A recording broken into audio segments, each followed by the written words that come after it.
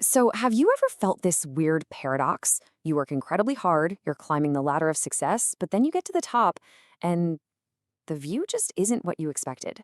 Well, in this explainer, we're going to dig into why that happens and how a blueprint that's over 2,000 years old might just hold the key to a much more fulfilling life. I mean, this question really hits home for a lot of people, right? You land the promotion, you crush the sales target, you cross that finish line, and for a second, it feels amazing. But then, almost right away, that feeling just vanishes, and you're already hunting for the next prize. It's this relentless treadmill that can leave you wondering, am I even running in the right direction? And this really gets to the heart of the problem. So many of us have been taught to measure our lives with a kind of internal scorecard. It's this collection of job titles, salaries, accomplishments, all the things we use to prove our worth to ourselves and to the world. We're just constantly checking that score, hoping it all adds up to a life well lived. Okay, so here's the game plan for today. First, we're going to break down this modern happiness trap. Then we'll step back and ask what happiness actually is, with a little help from some ancient wisdom. From there, we'll look at a practical blueprint for virtue, see how it fits into our lives today, and finally explore a whole new way to light the path forward. All right, let's kick things off with part one, the modern happiness trap. We've really got to take a closer look at this game we're all playing, this constant and frankly often exhausting race for success. The economist Joseph Schumpeter just completely hit the nail on the head with this one. The money, the status, the power, they're not just rewards. For so many of us, they're points on the board. They're a real, tangible index of success that proves we're winning. The biggest problem, though, this is a game that never, ever ends. And, well, this is where our obsession with scorekeeping can get a little dark. According to one study, working all the time isn't always about ambition. Sometimes it's actually a way to self-medicate, a strategy to run away from feelings like anxiety and depression. We just bury ourselves in that scorecard so we don't have to look at what's really going on inside. So if chasing points on a scorecard is a trap, maybe the problem isn't how hard we're working. Maybe the problem is the goal itself. And that forces us to ask a really big question. What is happiness, really? Seriously, what if this whole idea we have of happiness, that it's some destination you arrive at through achievement, is just wrong? The good news is we are not the first people to wrestle with this. The ancient Greek philosophers pretty much dedicated their lives to this exact question, and their answer completely changes the game. Okay, I've got a new word for you, eudaimonia. It's pronounced eudaimonia. Now, Aristotle used this word, but he didn't mean that temporary feeling of pleasure you get from a good meal. He meant something much deeper, human flourishing.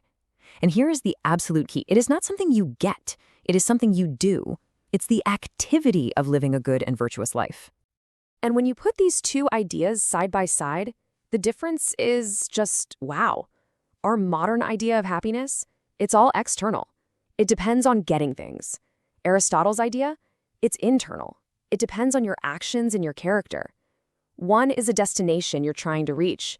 The other is the way you travel. One is measured by a scorecard. The other is measured by the person you're becoming. Now, flourishing through virtuous activities sounds amazing, I get it, but it's also a little vague. Like, how do you actually do that? Well, that brings us to part three, a blueprint for virtue, and this is where it gets really practical.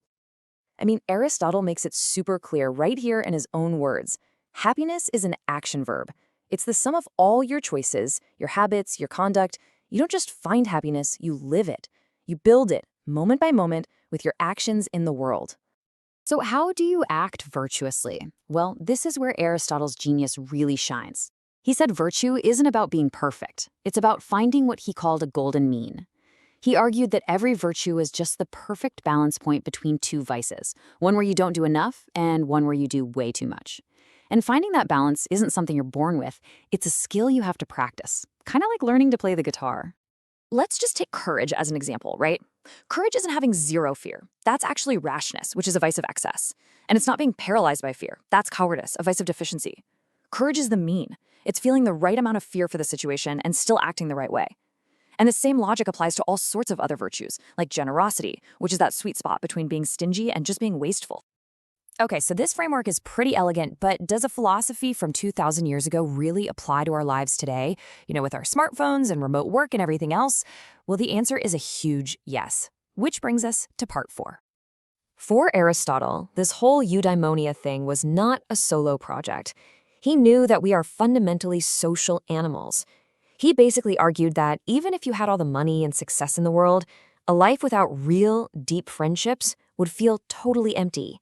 Connection isn't some nice to have, it's absolutely necessary if you want to flourish. And get this, modern data totally backs him up.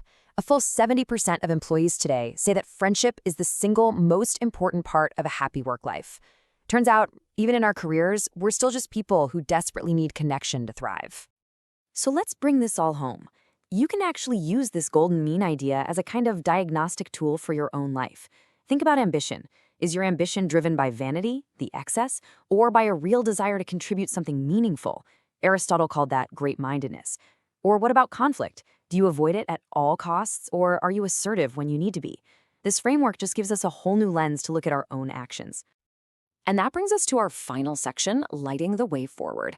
It's time to kind of reimagine our entire approach to a good life and really move on from that old broken model.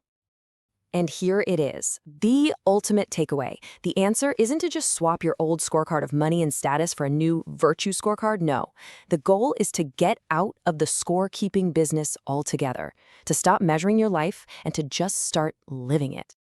You've got modern thinkers like Arthur C. Brooks who are doing fantastic work bringing this ancient wisdom into the 21st century.